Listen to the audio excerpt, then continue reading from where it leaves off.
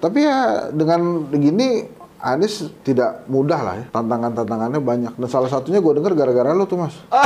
Betul. Jadi banyak yang takut Anies Baswedan jadi presiden karena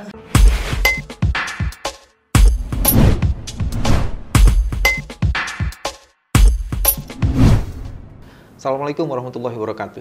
Teman-teman, jumpa lagi di channel ini. Baru sembuh dari pemulihan, tapi sudah ketemu lawan berat pada hari ini. Saya beruntung bisa menculik Mas Hensat Hendy Satrio. Mas, apa kabar Mas? Baik-baik, Mas Bebe. Ini kebalik ini saya yang... Saya tuh, jadi gini nih teman-teman, saya dari tadi tuh diem aja, karena buat saya ini legenda kan. Jadi kalau legenda tuh, saya bingung nih harusnya saya yang nanya ini, kebalikan. Nah, kita ngobrol. Ini nggak ada tanya kayak gua anchor ya gitu, enggak. Gini, Hensat kan founder dari lembaga survei Kedai Kopi. Kedai Kopi itu kan ada singkatannya ya? Iya, ada kelompok diskusi dan kajian opini publik Indonesia. Nah, canggih.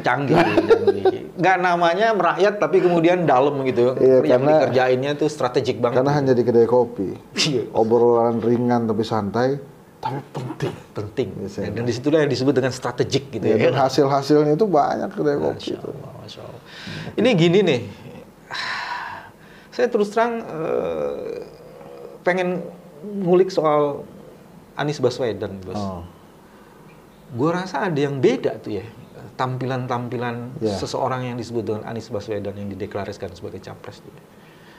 Dari political statementnya dia di ketika pertemuan kebangsaan dengan relawannya, terus kemudian di miladnya PKS. Apa yang bisa ditangkap dari situ sih sebenarnya? Saya rasa dia sudah memang memanaskan mesin ya. Begitu piagam perubahan itu yang ditandatangani oleh 3 ketum partai, Pak Surya Paloh, Pak Agus Harimurti Yudhoyono, dan Pak Ahmad Sayhu kalau saya salah.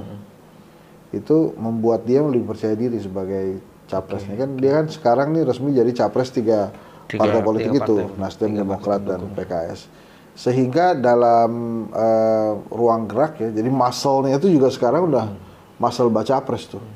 Legitimasinya dapat, ya dapat dia udah ready untuk fight gitu. Dan kalau Mas BW lihat tuh waktu di milad PKS, dia berlari tuh ke podium untuk menyambut dan memperlihatkan betapa semangatnya dia saat itu. Ekspresi yang mau ditunjukkan itu ya, ini dia. Ya, dia semangat sekali dan pesan-pesannya kan juga jelas pada saat itu.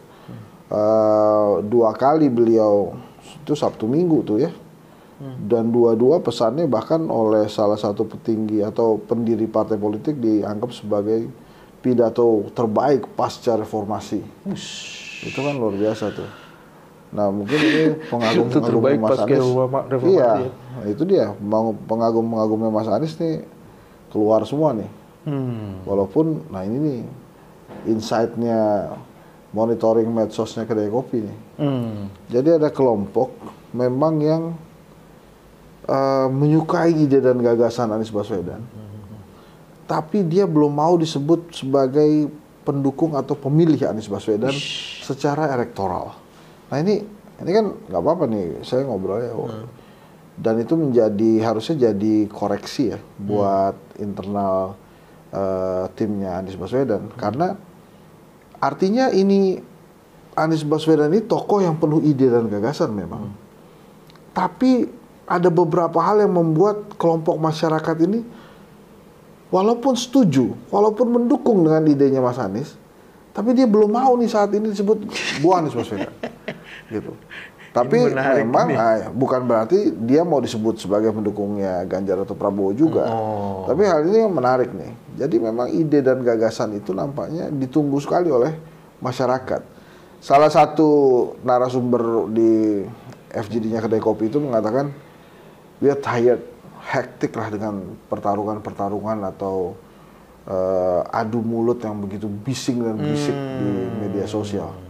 Kita pengen yang adem ayem aja gitu ya. Tapi Anies kan gagasannya disampaikan dengan santun, dengan bijak, tegas, adem ayem tuh. Jadi yang nggak adem ayem yang mana itu? Karena ada satu persepsi lagi, Anies Baswedan ini pendukungnya berisik katanya. Fandomnya nggak bagus. Jadi ini supaya adil, saya ceritain semua. Oke. Kalau Mas Anies tuh fandomnya nggak bagus tuh. Makanya sebagai kalau ada orang yang suka sama ide dan gagasannya, gue ntar dulu deh kalau milih Anies Baswedan. Kita lihatlah pendukungnya berubah atau tidak nih. Karena dia nggak mau dicap sebagai bagian dari pendukung yang berisik itu. Nah kalau Mas Ganjar, ini nih sulit terpilih karena bahasanya mereka ini, Mas Ganjar nih budak agensi, pekerja partai, apa petugas partai. Budak Ya, ini kan agensi. bahasanya apa kaum di bawah kita. Keras banget tuh budak agensi. Kalau apa zilenials ini mungkin ya. Dia budak agensi lah, susah nih dia ngapa-ngapain. Nggak bergerak dia. Nggak bergerak. Nah, Pak Prabowo disebutnya Iljin. Iljin. Nah, Iljin itu mantan pembuli. Oh.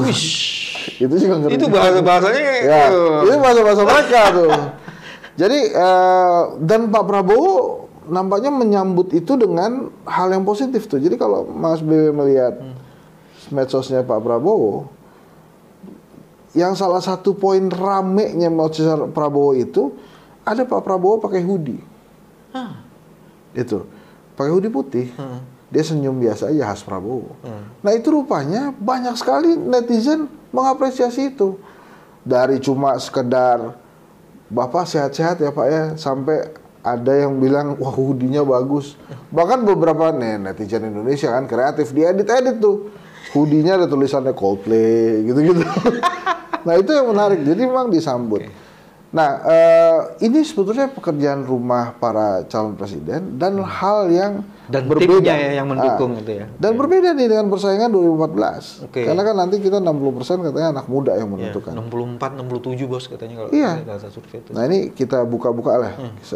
Satu lagi nih yang menarik. Kami bikin FGD, jadi gara-gara ada penelitian di dunia, saya lupa namanya, tapi kalau nggak salah Pose dan Kostner ya. Dia melakukan penelitian di berapa ratusan 112 kalau nggak salah negara di dunia. Itu ternyata warga-warga negara dunia itu kalau milih pemimpin tuh kriteria yang utama jujur. Integrity. Di Indonesia jujur itu nomor 4, nomor 5. Yang pertama biasanya tegas, sederhana, begitu-begitu tuh. Jujur itu nomor 4, nomor 5. Kita bikin FGD ini kenapa? Indonesia ini begini. Bagi 3. Kelompok pertama, kelompok anak muda yang baru mau akan nyoblos nanti 2024. Pemilih pemula. Bukan pemilih pemula, pemilih muda. Karena kalau TNI Polri pensiunan juga pemilih pemula. Iya. Pemilih muda pemula. Pemilih muda pemula gitu ya. Baru mau besok satu tahun. Kelompok kedua yang sudah nyoblos 2019 kemarin pertama kali. Ada pengalaman pertama udah pernah ya. Yang ketiga ini orang-orang kayak kita, profesional, ada chef, auditor, akademisi, middle class lah ya. Iya, ada wartawan, ada CEO, macam-macam tuh. Hasilnya menarik. Kelompok yang baru mau akan nyoblos 2024 nih, 100% kriteria yang mereka pilih itu jujur. Wah, nilai-nilai keluarga itu masih kuat. Pilih pemimpin jujur semua jujur. Nggak ada lagi yang menjawab yang lain selain jujur. Wah kita bilang dahsyat ini anak-anak muda ini. Yang kedua, gue merasa bahwa Indonesia keren nanti. Keren nanti kalau mereka sabar dulu nih. Saya juga, wah ini dahsyat ini. Indonesia kalau mereka yang mimpin nanti, lurus ini. KPK nggak perlu lagi karena nggak ada kerjaan ya kan, semua orang jujur tuh kan. Dia bukan generasi penerus, generasi pelurus nih. Pelurus ini. Masuk saya lihat hasilnya yang kelompok kedua, yang baru 2019 kemarin nyoblos pertama kali, turun 50%. 50% aja yang 50% menganggap jujur, 50% apa? Ada yang bilang sederhana, ada yang bilang tegas, ada yang bilang merakyat, ada yang bilang punya program bagus. Walaupun jujurnya masih 50% bulat, jadi 50% lain dipecah. Oh, berarti jujur masih tetap masih tetap, tapi ada yang jawab ya sederhana. Yang begitu masuk ke kelompok yang kayak kita ini, yang udah dianggapnya profesional, banyak makan asam garam kehidupan. Dan kena asam urat juga. Iya, nggak satu pun milih kriteria pemimpin itu jujur. Bahkan kelompok ini berdebat. Emangnya penting banget ya pemimpin jujur. Kalau dia jujur tapi nggak bisa kerja gimana? Kalau dia jujur tapi nggak tegas gimana? Kan miris ya. Jadi artinya nilai kejujuran itu memang terpangkas dengan hal-hal lain. Saya sebagai fasilitator tentunya kan nggak boleh menyela, kan kita dengerin aja gitu. Iya. Tapi kan ada miris nih. Jadi artinya semakin senior kita semakin bertengkar tentang jujur. Gue agak bingung tuh, Hen. Bukannya semakin senior dia harus nyiapin jalan pulang dan kejujuran. Ini malah. Nggak, kalau kayak gitu bisa taat ibadah yang dia pilih, bukannya jujur. Iya, paling nggak usahanya diberesin supaya jangan lagi nimpe-nimpe kan gitu kan. Iya. Barokah jadi penting di situ kan. Nah, Itu semakin tua. Jadi kan kita waktu itu kok begini ya. Tapi kan kalau kita buru-buru mengambil kesimpulan, kalau gitu kalau caleg-caleg yang mau ambil perhatian ke anak muda, tulis saya jujur nggak pernah bohong gitu kan. Kepilih dia sama anak muda. Ternyata belum berhenti di situ. Sebagian besar dari narasumber yang pertama yang baru mau akan nyoblos di 2024 itu, milihnya tergantung rekomendasi bapak ibunya. Kita bapak ibunya ketiga tadi. Iya, bapak ibunya yang ketiga. Jadi begitu milih, Pak, ini pilih yang jujur apa pilih yang bisa kerja? Sekarang tanya, yang kelompok ketiga itu banyak perempuannya, banyak lakinya. Sama kalau kita bikin itu. Gitu. Dan sengaja emang kita bikin beragam tuh. Nggak, gue mau lihat emak-emak militan di mana posisinya gitu loh. Mama militan yang jelas nggak pilih kriteria jujur. Ya iyalah, kan gue bilang tuh di kelompok itu nggak ada yang milih jujur. Jadi kalau komposisi berapa ya? Kan tadi udah disebut jujur 100%, 50%, dan komposisi yang ini? Yang ini yang paling banyak merakyat, ya sesuai itu. Kemudian bisa kerja, tegas, sederhana. Oh gitu. Jadi, tapi nggak ada jujur. Jadi sesuai dengan hasil-hasil survei. Jujurnya nomor 4, nomor 5, nomor 6 nggak dilihat lah. Karena buat mereka tuh jujur tuh pribadi. Gitu. Wah, ini kan dan ini sebenarnya agak bertentangan dengan survei-survei di anti korupsi, Bos.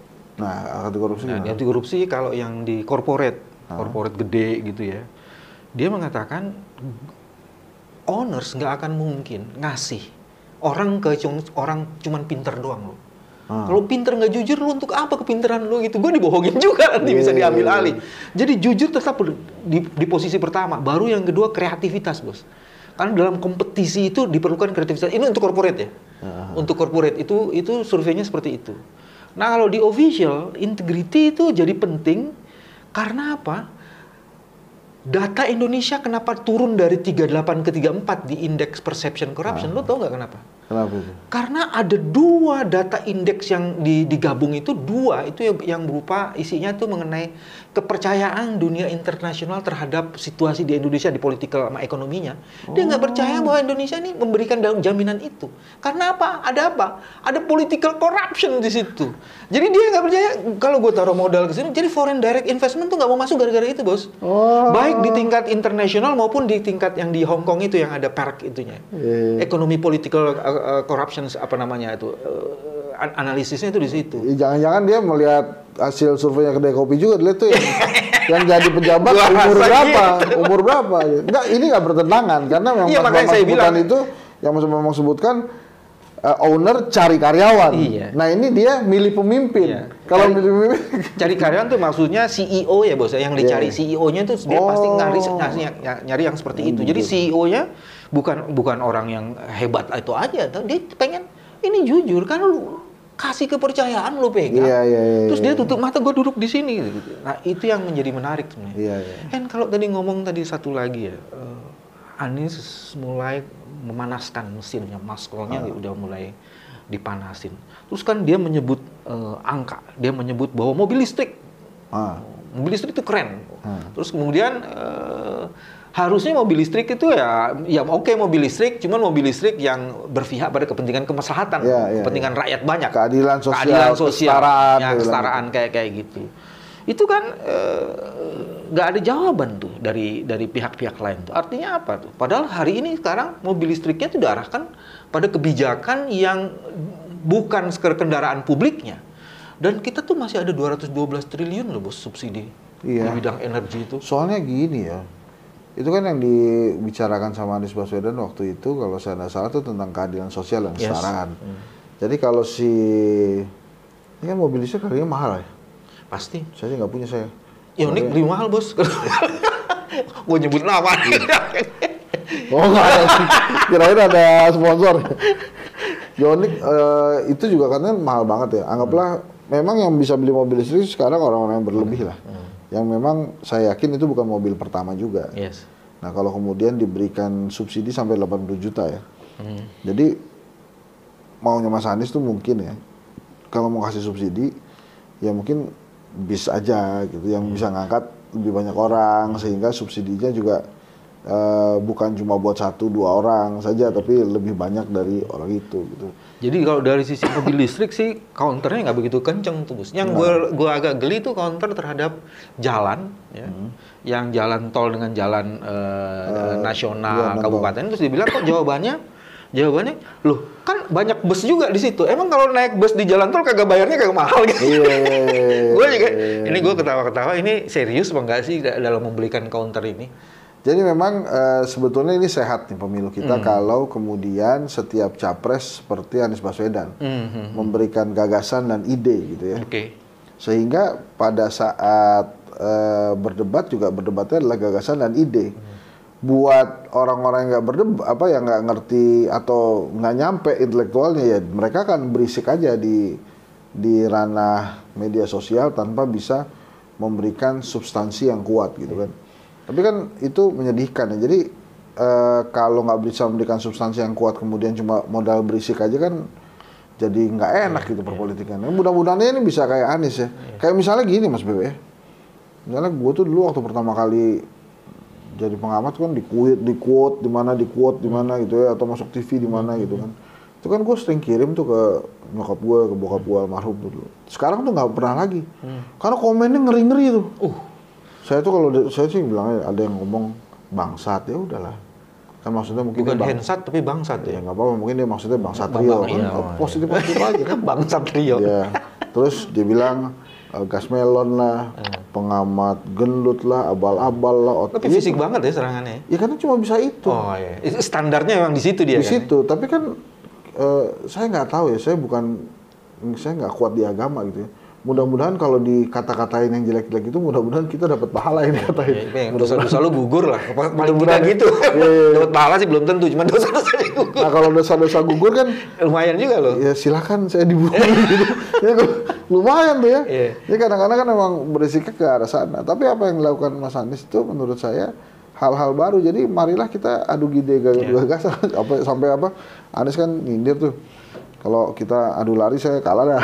Kalau adu gagasan, ayo deh. Tapi itu akan enak sekali tuh sebuah. Kalau berlari cepat kalah, kalau berpikir cepat belum tentu gitu. Ya, kira-kira gitulah. Dan menarik gitu ya.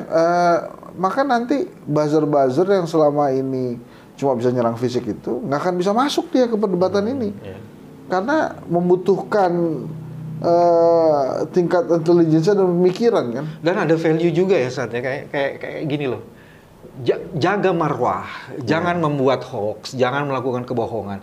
Jadi dia menjelaskan kayak gitu bahwa relawannya masih ada yang kayak gitu. Paling tidak dia sebagai pemimpin udah membuat ini kan standar. Lo kalau mau di kelompok gua harus ini yang lo pakai nih standar. Ini kan pemimpin harus membuat standar dong. Dan Mas Anies mengusung perubahan itu. Dia enak tuh, gagasannya banyak. Karena perubahan kan gagasan baru terus. Nah ini yang mau slogannya keberlanjutan ini. Misalnya 2 nih, ada calon presiden. Nah survei mengenai itu gimana tuh? Perubahan, kan alasannya 2 ya, perubahan sama persatuan tuh. 63% rakyat Indonesia pengen perubahan. 63%. Tapi perubahan itu sebuah bahasa yang wajar bila sudah 2 periode itu biasanya rakyat memang inginkan perubahan. Misalnya waktu Obama, dia juga kan pesannya perubahan tuh, change, yes we can. Even then Donald Trump waktu ngalahin Hillary, bahasanya juga perubahan terhadap Obama. Pak Jokowi waktu terpilih ya, kita pilih jadi presiden, itu kan ngomongnya perubahan juga. Perubahan. Apa yang salah dengan perubahan itu kan? Ya makanya karena memang masyarakat menantikan itu, perubahan itu. Makanya kata-kata perubahan yang digaungkan oleh Mas Anies ini powerful sekali. Dan jangan lupa, gerakan perubahan ini sudah ada sebelumnya. Masyarakat memang pengen Indonesia ini lebih baik, kehidupan mereka lebih baik. Nah, gerakan perubahan ini mentasbihkan atau memilih Anies Baswedan sebagai tokohnya. Jadi yang dibalik-balik nih, bukan berarti Anies Baswedan ada gerakannya dan gerakan kemudian ada Anies Baswedan, jadi bersama. Makanya gerakan ini tidak sulit tumbuhnya karena dari awal sudah tumbuh. Kan ada yang nanya nih, Bang Refli itu nanya, ini kira-kira Anies Baswedan bisa menang nggak? Saya bilang gini, saya ngomongnya gini aja ke Mas BW nih. Kalau Mas BW percaya bahwa Jakarta adalah miniatur Indonesia, maka Anies itu bisa menang mirip dengan angka kemenangan Jakarta, 57%. Itu kalau diomongin tuh 57 tuh maju aja.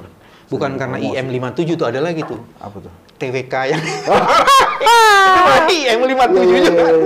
Tapi yang menarik kan bukan hanya isu perubahan ya, Bos. Dia juga ngomong soal persatuan. Jadi perubahan dan persatuan.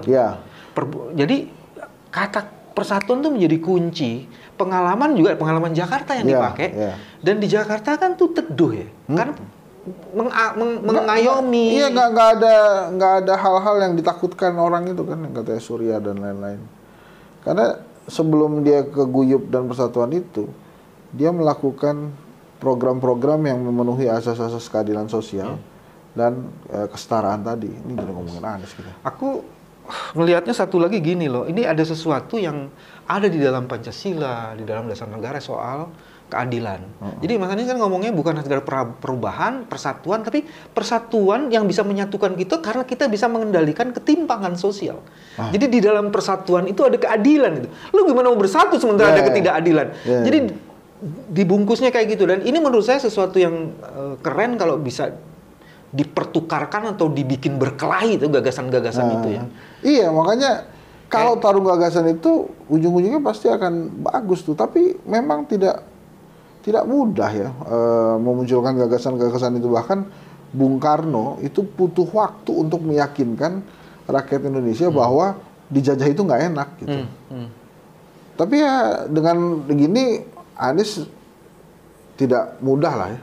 Tantangannya banyak. Dan salah satunya gue dengar gara-gara lo tuh, Mas. Betul. Jadi banyak yang takut Anies Baswedan jadi presiden karena Jaksa Agungnya ntar berlebihan. Ketua KPK-nya novel.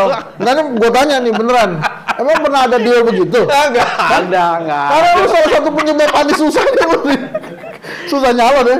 Enggak, mungkin gini, Saat. Gue kan bilang gini. Oke, pertumbuhan ekonomi kita memerlukan untuk mengembangkan bisnis, investasi, menarik foreign direct investment kayak gitu ya. Oke, kita perlu politik yang tidak high cost, political high cost gitu. Kita perlu. Cuman gue kan ngomongnya simple aja. Emang kalau ekonomi itu mau meningkat, lu nggak perlu law enforcement yang tegas. Karena justru hukum itu menjadi pelindung investasi menjadi aman gitu loh, Bos. Nah itu common sense, di mana-mana ngomong kayak begitu. Iya, tapi orang-orang jadi takut katanya. Nah, apa yang ditakutin dari gue? Oke, ini Mas Novel lagi gue tanya juga. Tadi dia mau hadir nih tadi. Lagi ada acara. Nggak, makanya begitu Mas Saiful tuh ngundang, wah ini gue mau tanya nih. Karena salah satunya, ini kenapa takut? Mungkin juga begini Saat ini refleksi gitu ya. Kan waktu di periode gua itu kan no excuse buat in the case of the corruption itu. Nggak ada lagi, Bos. Siapa aja kalau kemudian buktinya kuat, timpe gitu loh. Mungkin saya jadi apa namanya, dirujuk referensi ke situ. Padahal kan gue kan ketua gue Abraham Samad, Bos. Gue cuma wakil pimpinan. Nah itu katanya jadi Kumham tuh. Si Samad tuh. Jadi orang-orang gile di hukum ini terus akan dapat jabatan gitu ya, makanya takut semua orang. Wah, bahaya kehidupan kita nih. Jangan-jangan itu sebabnya di milad kedua itu yang diomongin adalah kita memerlukan pertumbuhan ekonomi yang bagus, ya ekonomik, dan kita memerlukan politik yang bagus. Dia nggak sebut hukum, Mas.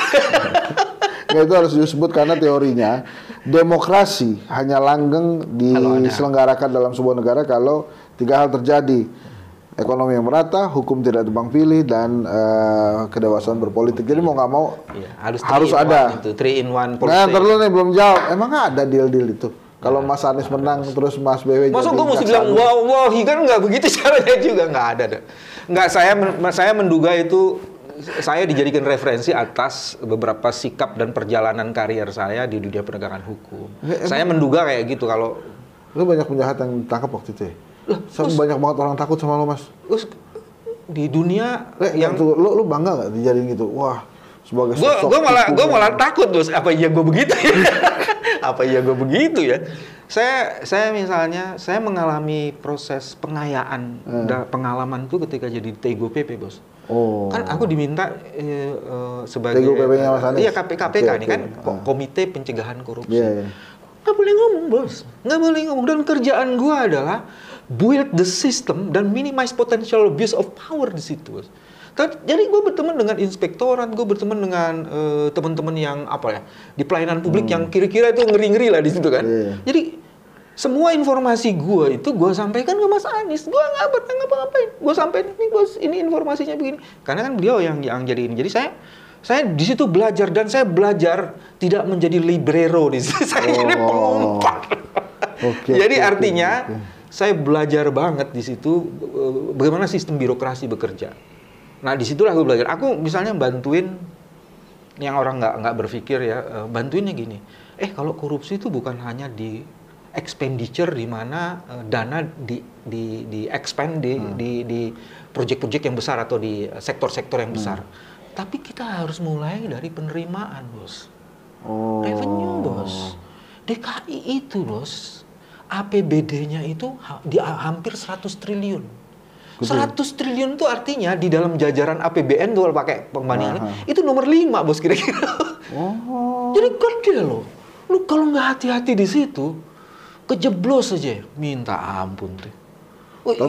Tapi gini ya, mestinya kalau banyak orang yang menginginkan hukum yang tidak tebang pilih, justru dengan adanya nama Mas BW di Anies tuh, yang tadi gosip itu tuh, yang katanya lu bakal jadi jaksa agung, mestinya sih bakal rame tuh milih tuh. Kali ya. Tapi ini menarik, tapi pernah dengar gosip itu kan? Aku baru jelas di sini dia ngomong kalau gosip kan nggak langsung masuk ke gue. Hati-hati ya, nanti kalau Anies menang, Bambang Wijayanto itu akan jadi jaksa agung. Selesai urusannya, kayak gitu juga tuh. Makanya mikir juga orang, wah gawat nih, Bos. Kalau begitu lu tanyalah ke Mas Anies, betul nggak ada deal? Gue sih kayaknya nggak ada deal gitu. Cuman kita yang menegakkan itu aja. Dan yang penting ya, Bos ya, kamu lihat deh. Nggak ada deal. Yang penting juga kan gini, ini kan hukum itu kan yang diinginkan masyarakat kan tidak berpihak, Bos. Iya, betul.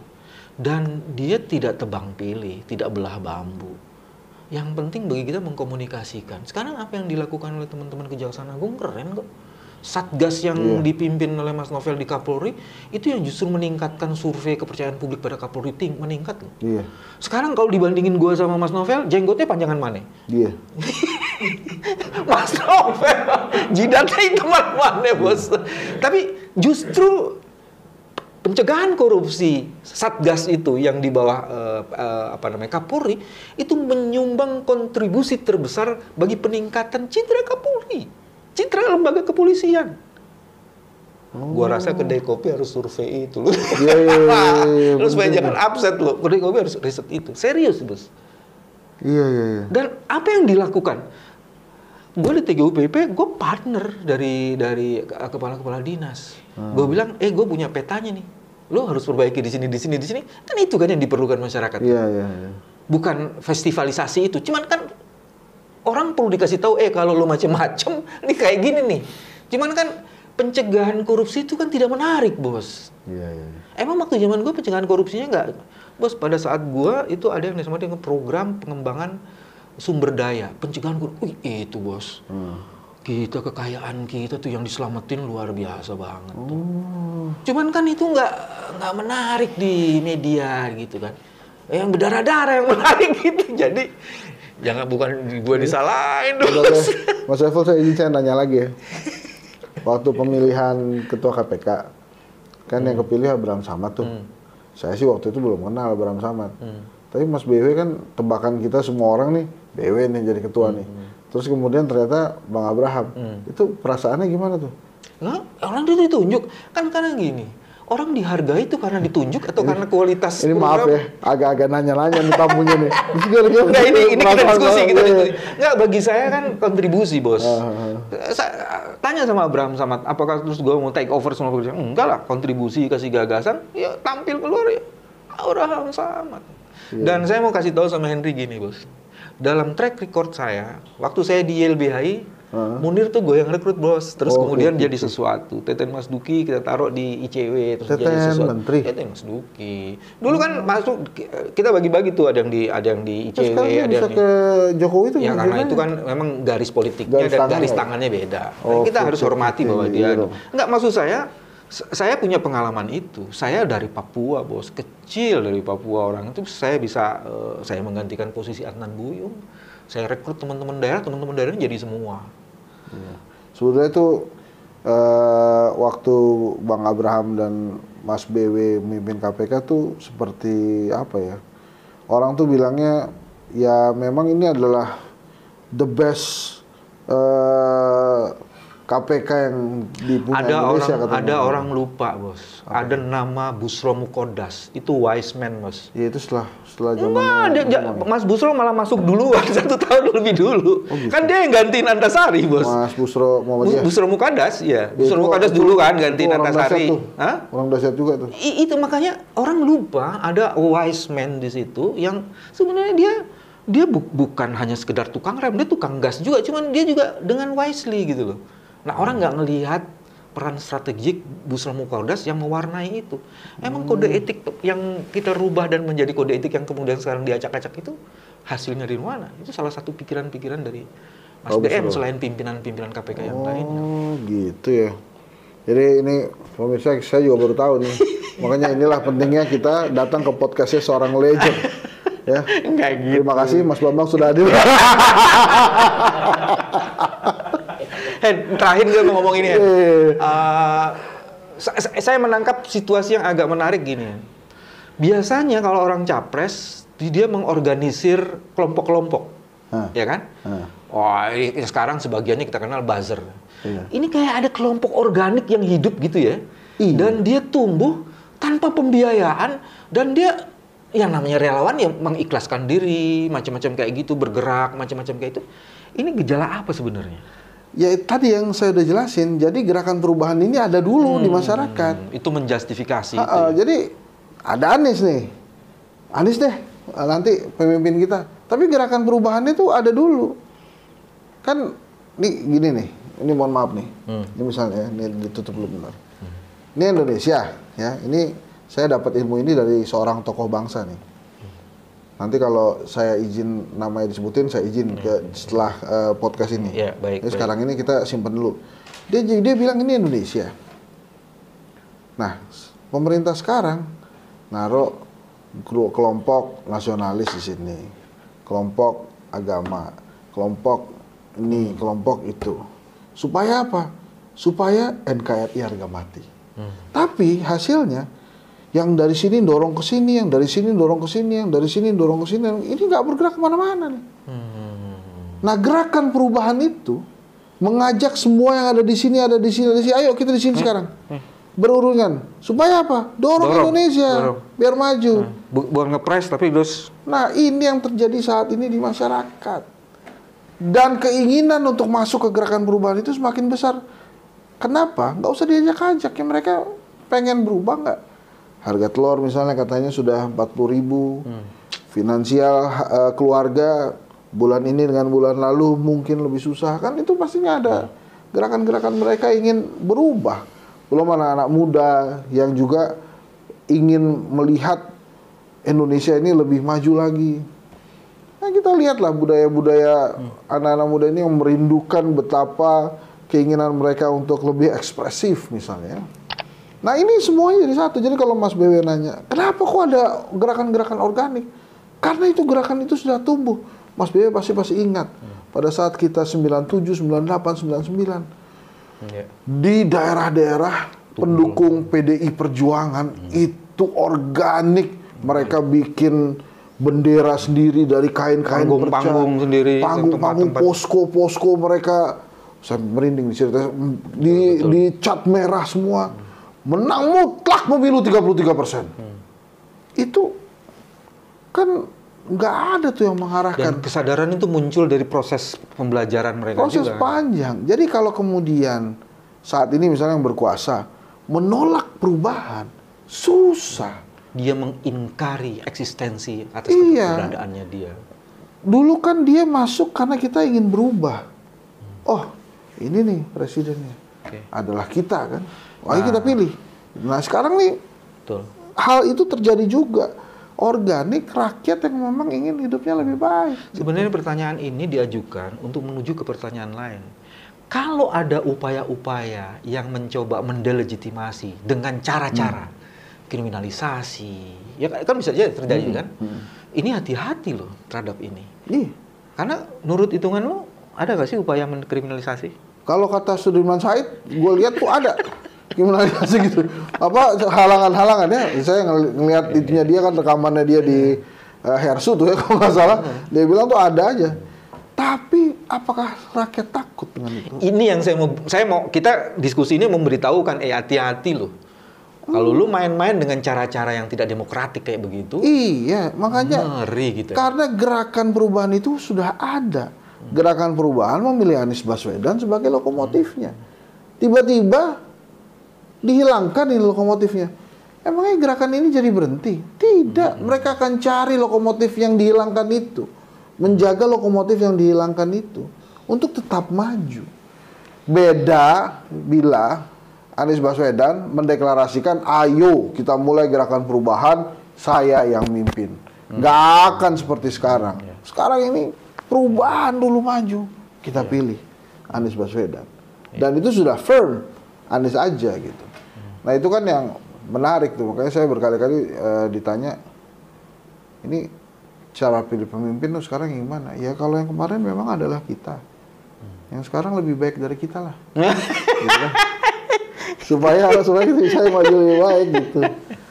Ya, dan ini saya, kalau gue sih, ini kita bukan sekedar memilih pemimpin. Kita memastikan bahwa generasi mendatang jauh lebih baik. Kita menginginkan perubahan itu betul-betul untuk persatuan yang berdimensi keadilan sosial. Ya, itu terima kasih bos. Jangan jadi semangat ya. Jangan ini dong, mesti berkali-kali datang sini. Semangat. Ya. Terima kasih bos. Terima kasih. Waalaikumsalam. Teman-teman, ini cerita yang akan bersambung terus-menerus. Hensat sudah setuju akan datang ke sini. Saya juga akan datang ke kedai kopi untuk diskusi-diskusi ini. Sampai jumpa lagi. Terima kasih. Wassalamualaikum warahmatullahi wabarakatuh. Waalaikumsalam.